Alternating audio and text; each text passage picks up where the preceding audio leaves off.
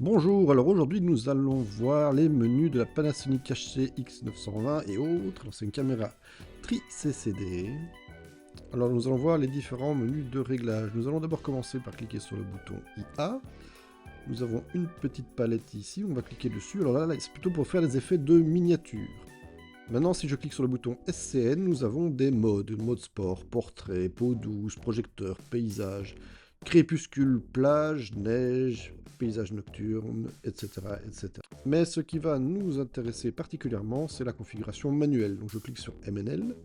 Si je clique sur Focus, je peux régler la mise au point manuelle en appuyant sur le bouton MF et en tournant la bague qui se trouve devant la caméra, et hop, magie, je peux faire ma mise au point manuelle.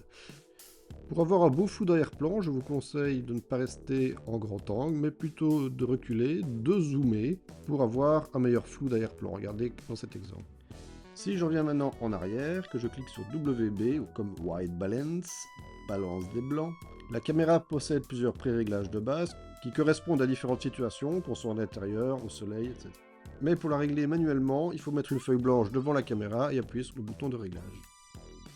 On peut aussi régler le shutter. Alors le shutter c'est quoi? C'est le temps que l'image va être exposée à la lumière.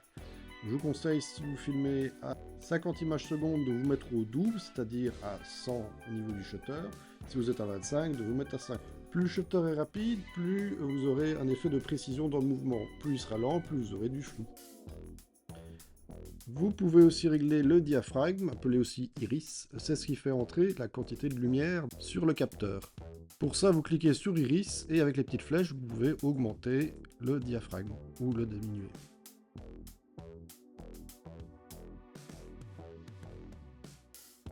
La caméra possède aussi un quick menu avec les fonctions principales. Voilà, vous retrouvez les résolutions, des guides, des stabilisateurs, etc.